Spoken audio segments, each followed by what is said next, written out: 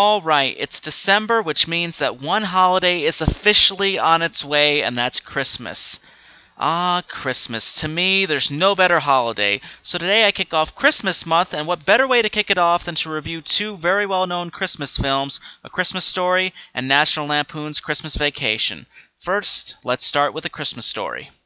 A Christmas Story is a movie narrated by a character named Ralphie, who is telling the story of one of his childhood Christmas holidays. For this holiday, he wants a Red Ryder BB gun, and his mother keeps telling him that he'll shoot his eye out. Throughout the story, he hangs out with his friends and has to deal with a bully at school. He also has to deal with his parents and a brother at home.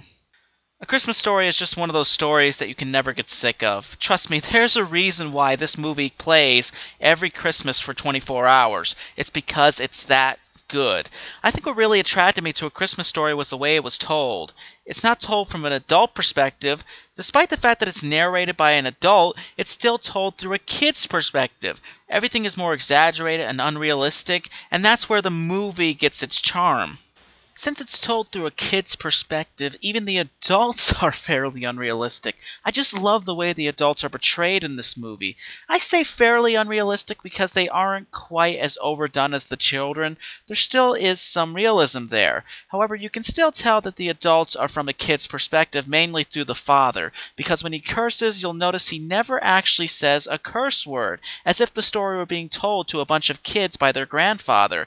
In fact, it reminds me of an old Bill Cosby joke. Well,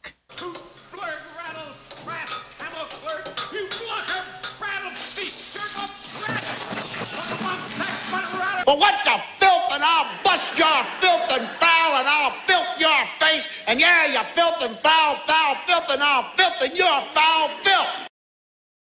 It should also be noted that because of this perspective, the adult Ralphie never reveals the parents' names, because most kids don't call their parents by their first names.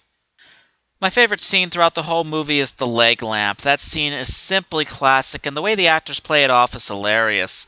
The acting is really great, and what makes it so great is that it fits in with the kid's perspective of the rest of the movie.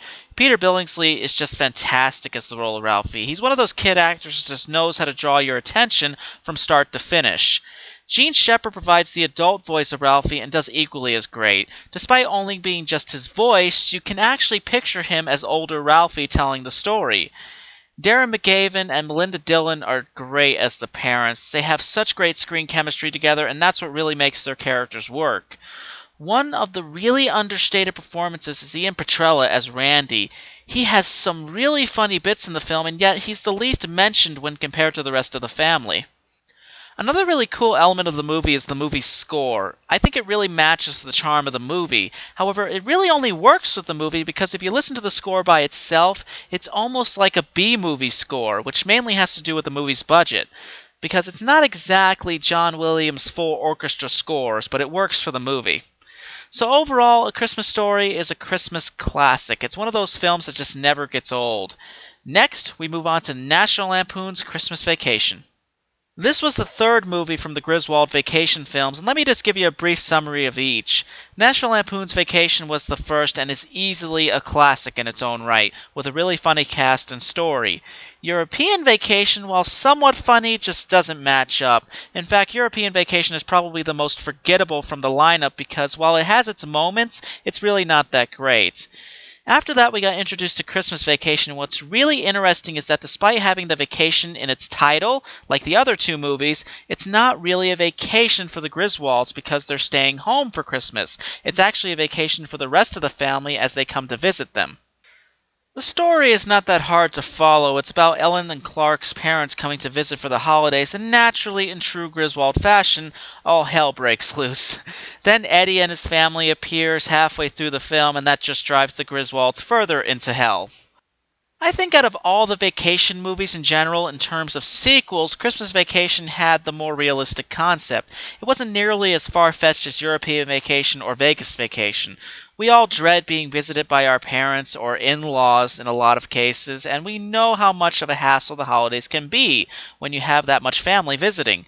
However, in true vacation movie fashion, they take that realistic concept and blow it up 100 times and make everything as outrageous and goofy as they possibly can.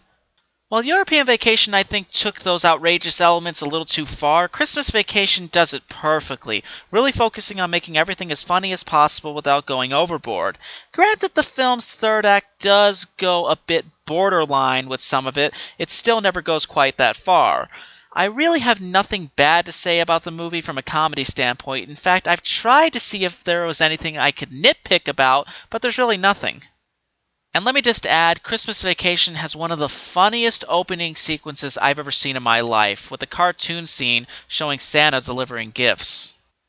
From an acting standpoint, Christmas Vacation is very good. Chevy Chase is just a load of laughs once again in the role of Clark. Chase is one of those comedians who can really perform well with most scripts, and this one is no exception.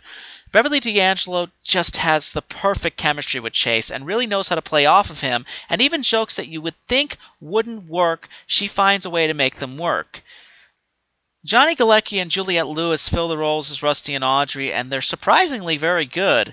First of all, I love the running age gag with Rusty and Audrey. It's always a really funny joke, but Galecki and Lewis have tremendous comedic timing in this film, and their chemistry with the rest of the cast is very good, and they were both still very early in their careers, so that's quite an accomplishment.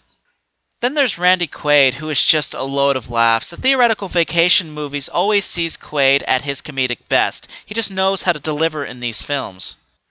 And of course, you can't forget the handful of veteran actors that were in this film. John Randolph, Diane Ladd, E.G. Marshall, and Doris Roberts. Just these great veteran actors that played the parents, and they all deliver beautifully. And of course, my favorite veteran actor in this is William Hickey. Hickey was one of those actors that just knew how to get laughs, even if it just meant doing the simplest things. So overall, Christmas Vacation is another classic. It's another one of those movies that you can just sit through, no matter how many times you watch it. Well, that's my review of A Christmas Story and Christmas Vacation. But wait, this is only part 1 of Christmas month. Next week I take a look at Robert Zemeckis' 2 blockbuster Christmas films, Polar Express and his adaptation of A Christmas Carol. Well everyone, that's it for now. Thank you so much for listening, and I will see you next time.